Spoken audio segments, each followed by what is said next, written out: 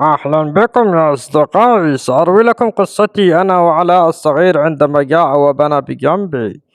كان علاء وثلاثة أخوانه أركان وركان يعيشون في بيت، فتزوج أركان وعندها قام بطرد علاء الصغير أخوهم الصغير. انقلع من هنا يا علاء. لماذا يا أخي؟ شيل حقك الجاكيت، اذهب من هنا وروح افتح لك أو ابني أو اشتغل على نفسك. حاضر يا إخواني، يا أركان وراكان وداعا. فذهب علاء وهو يقول لا لا لا لا لا لا لا، شكرا لكم يا إخواني، ما دام لدي مجرفة ولدي جاكيت يقيني من البرد سوف أعمل كل شيء. فذهب علاء وقام بحرق الوادي كله من الأشجار التي لا تنفع، وقام بتنظيف الوادي المقحل وأخذ الحجار إلى طرفه فسقط. رجلي رجلي رجلي رجلي رجلي، يا حجر كبير كشف الزمن أنا.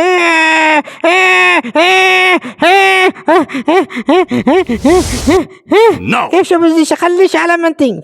فبنى الحقل وزرعه وأصبح أخضر جميل، وكان عندما يخلص يجلس بجانبي عن الصخرة. ما أجملك يا أيتها الصخرة، تشبهين جدي يا عبد علي. فجلس بجنبي ويكلمني. كيف حالك يا أيتها الصخرة؟ إنك صديقتي، لا أجد صديق غيرك، وأنت تحملين معطفي. وبالليل ينام بجواري وينام كالطفل الرضيع، فأني قد أحببته. في اليوم الثاني كان يعمل ويجلس بجانبي ويكلمني قصص وحكايات مثل كيف حالك أيتها الصخرة؟ إني أحببتك فأصبحت صديقتي، وماذا أفعل بدونك لو لم تكوني موجودة؟ أتمنى أن أذهب إلى المدينة وآكل اللحم والعنب والتفاح والبرتقال، وأتمنى أن آكل موزا وأشتري ما أتمنى، ولا أريد غير الأكل والشرب وأشبع. يا ليت، هل أحصل على هذا إذا غرست حق الشاققات أو أشجار حلوة؟ فصحيت أنا من نومي لأني لا أصحى إلا عندما يتمنى شخص ذلك. أنك إنك تتمنى شيء خيالي. أنت تريد أكل لبطنك وتشبع معدتك، لا تريد أن تكون غنيا وتشتري سيارات وتشتري لك عازز. خذ معطفك من فوقي أيها، لأنه ثقيل. خذ معطفك من فوقي. حسنا حسنا، اجلس بجانبي سأقول لك شيء. تعال بكرة وبيدك جونية. فذهب علاء، وفي اليوم الثاني جاء وبيده جونية، وقالت الصخرة افتحها يا علاء. هذا أنا فتحتها.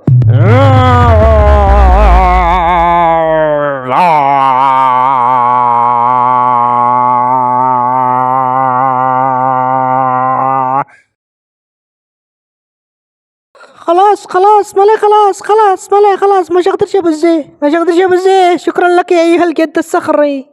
اذهب وأكل اللحم وعود إلي، سأشتاق لك يا ابني علاء. حسنا يا جدي. فذهب علاء إلى المدينة، فعلم أركان بقصة علاء والصخرة الذي تخرج الصخور الفلوس. فذهب أركان. سوف أكون غنيا.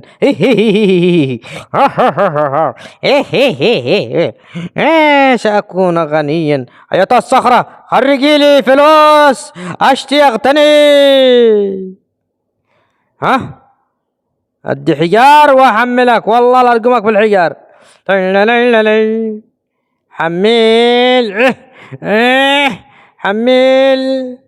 خرجي لي فلوس، خرجي لي فلوس. خلاص ثقلت. خرجي لي فلوس مثل علاء. حسنا سأخرج لك فلوس.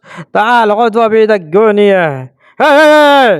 تعال نزل الحجار للجني، تعال نزل الحجار.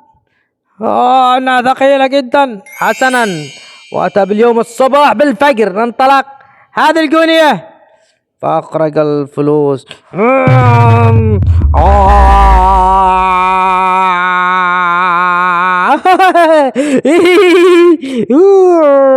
هذه فرصتي لأكون غنيا وأزوج 4 نسوان وأبني قصرا وأعيش وأضحك واشتري سيارات. سأذهب وأفتح لقفه وأجحف كل الفلوس. افتح لقفك جحيفي جحيفي جحيفي. خلاص خلاص خلاص.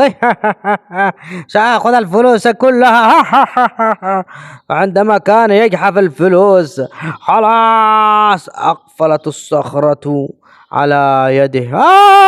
خرج ايدي ايدي، خرج ايدي ايدي ايدي، غيروا علي ايدي حنبي، غيروا علي.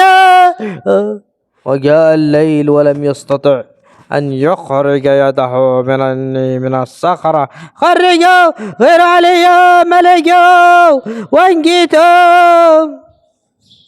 ولم يسمع أحد وجلس أياما. فخرج وجاء المطر وجاءت السيول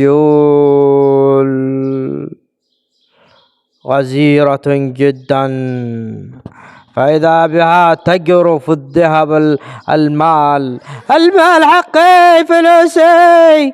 ما فك خلني أبز البياس.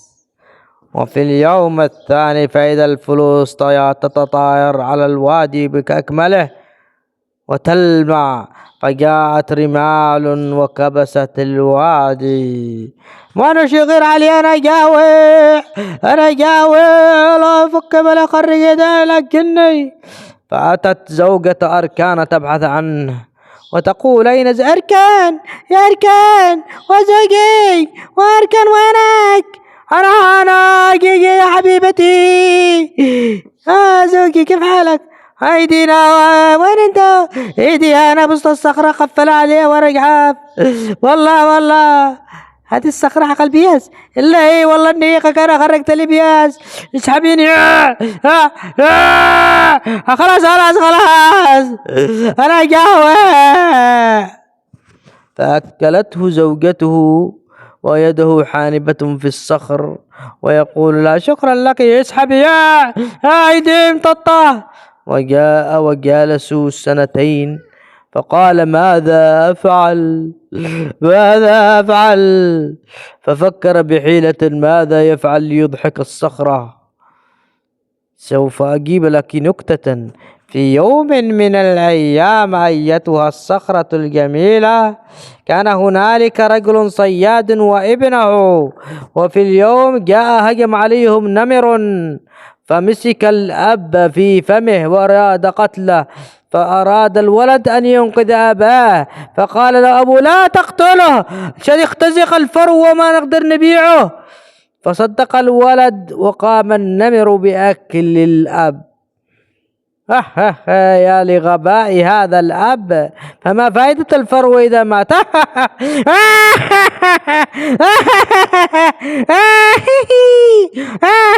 يضحك يا أيها الصخرة. يضحك يا أيها الصخرة.